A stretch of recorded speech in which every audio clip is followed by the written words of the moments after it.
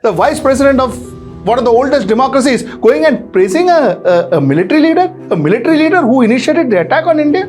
Think about where we stand. Think about how America is playing us. Constantly saying that we have captured the whole world. We are Vishwa Gurus. Everything is under us. We are the voice of the global South. All of this was what we were constantly fed with. Keep our minds open. If they're looking at their national interest, let's look at ours. Wake up and smell the coffee.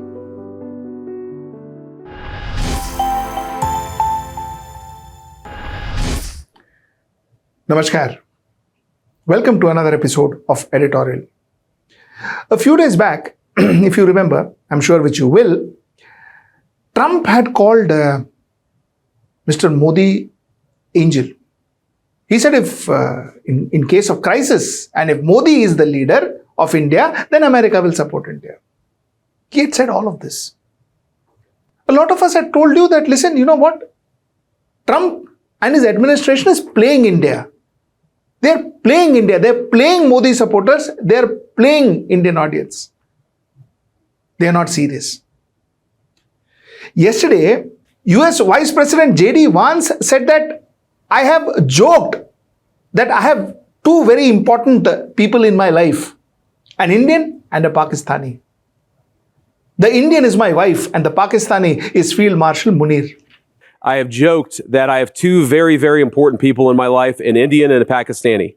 The Indian is my wife and the Pakistani is Field Marshal Munir. And I've probably talked to Field Marshal Munir more than I've talked to anybody else over the last 3 months.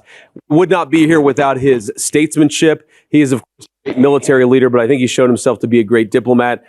Now, a lot of you may ask, so what if he praised Munir? So what if they say something good about Pakistan? That doesn't mean that they do not like India or they do not respect India.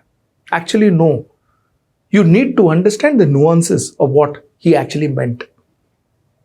You see, US, Trump and his team has constantly been praising Munir. Let me remind you, this is a strategy, and the reason I feel it's a strategy is because it's not just Vance who is praising Munir. Trump has praised Munir. He has said he's my favorite field marshal. Prime Minister Sharif of Pakistan, and also I have to say my favorite field marshal from Pakistan, who's not here, but the Prime Minister is here, and you're going to give his regards. Where are you? There you go. Thank you very much. Do you want to say what you said to me the other day? Favorite field marshal? An American president saying that a Pakistani army man is his favorite field marshal? Think about it. Why so much love? Why so much love for a field marshal? This can't be because he is negotiating with Iran, for crying out loud. There is more to it. Mind you, Munir is not a democratically elected leader of Pakistan. He is a military leader of Pakistan. Mind you, Munir's history with India is not very good. The fact remains that the world's most powerful nation and the world's oldest democracy, that is United States, praising a military leader, what does it mean? That they are promoting that military leader, a military leader who has always been anti-India. How can a man be friend of India while promoting India's biggest enemy? Forget about the country, the individual. How can he be the friend of India? And is he promoting this individual called Asim Munir only because it is of interest to America, or are there other reasons? Is his anti-India stance also something that United States of America has no problem with, or possibly wants it to simmer? These are points that you should consider. That's why one says that promoting a field marshal, an army man by another country, what does that actually mean? What kind of diplomacy is this? This is point number one. Point number two is what we spoke about last time. You see, yours and my understanding, we form a narrative based on what we hear from our media. A country has matured understanding of what is happening around it from what we hear from the media, because that's our source of information. Unfortunately, our media is distorting facts, or they do not understand what is going around. They are intellectually challenged. While we should be looking at what is happening, what are the deal signs, what are the discussions, what were the sideline discussions. These are things that we should be focusing on, and our media was busy focusing on, how our Prime Minister gave his hand to Trump to get into the podium, or where he stood and where Trump stood, and Trump was just looking up and he was looking down and he was looking. Those were the analysis that we were hearing continuously on our television screens. Those were the narratives that were spread. Constantly saying that we have captured the whole world, we are Vishwa Gurus, everything is under us, we are the voice of the global south. All of this was what we were constantly fed with. Think about it. Is it true? Is it true? The vice president of the world's most powerful nation, a nation who claims to be a friend of India, the vice president of one of the oldest democracies, going and praising a military leader who initiated the attack on India, a military leader who every second day talks about attacking India.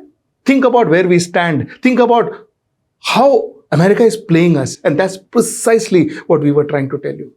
Let us understand one thing. No matter which president is ruling America, or no matter which prime minister is in India, American relationship with India will be always based on American interest. America doesn't understand friendship. America doesn't understand loyalty. All that is not there in American dictionary. They don't understand all of that. For them, you are relevant if you are part of their interest. And you are irrelevant if you don't fit into their interest box. And you are dangerous if you act against their interest. They will obliterate you.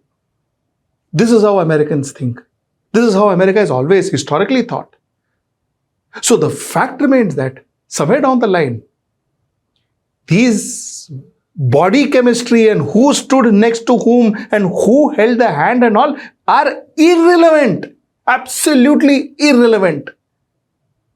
America will only entertain you if you are part of that American interest, like I told you. And for you to have a decent dialogue with America, it is not events that you need to go and rush and do. It is not hire an event agency and do 10 events. It won't work.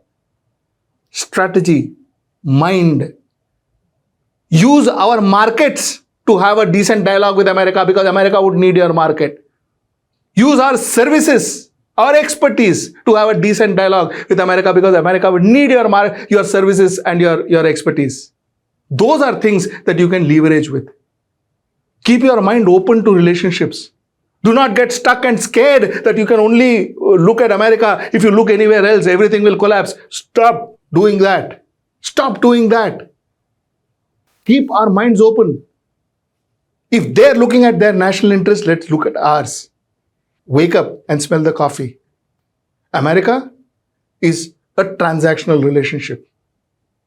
Whatever you try to paint it as, whatever you try to define as, whatever event you do that, please understand America is a pure transactional relationship. If you were to deal with America as a transactional relationship. Offer them something that they cannot refuse. Take from them whatever we need from them. That's about it. Nothing more, nothing less. Diplomacy is what you sign. Diplomacy is what you negotiate. Diplomacy is what you get on table. That's diplomacy. Diplomacy are the deals that you sign. Diplomacies are the agreements that you sign. Diplomacies are the terms that you agree on. That's diplomacy. That's respect. And that respect can only happen if you are equal on the table. If one person is sitting on a ladder and you are sitting on a stool, that diplomacy can never work. And that's exactly what's happening. The way Trump is treating India is as if he's playing India. Calling our Prime Minister an angel? Calling him a tough negotiator? Who was he talking for? Was he talking for the Bharatiya Janata Party? Was he talking for the Prime Minister? Was he talking to our opposition leaders? Is that what he was doing? And who is he to talk? We are a sovereign country. The person sitting there didn't represent a political party. The person sitting there was our Prime Minister of India. He represented India. At some level, I think Mr. Trump forgot that he was talking to the Prime Minister of India. My last point. We've been trying to tell you this for last 1 decade. You see, 2 companies ho ya 2 countries. Countries come together. Companies, corporates come together. 2 individuals don't come together. And if 2 individuals comes together and the relationships and the agreements and the collaborations are based on 2 individuals, those are not going to last. It has to be country to country. It cannot be country, one individual and another. Holding hands and running around halls will not help. It will not help. It will never help either countries, and especially a country like ours. And that's something that we need to be mindful of. That's something that we need to kind of take it in our stride as another event that happened. That doesn't define anything as far as external affairs or our relationships with other countries are concerned. It doesn't justify or it doesn't explain or it doesn't define anything. If one president falls at our president's prime minister's feet or somebody calls him a boss and all that means nothing. Agreement is what makes difference. Trade deals make difference. Terms makes difference. And that's something that we as an audience should be mature enough to understand. And it is important, it's important that wherever we are and whichever forum we are, we need to make our people understand that end of the day, what you see on television is like another film. But what you read about the trade negotiations, the terms, those are things that matters. Those are things that matters, especially when it comes to geopolitics and external affairs. That's the point I wanted to make till I see you next time. That's tomorrow at 10. Namaskar.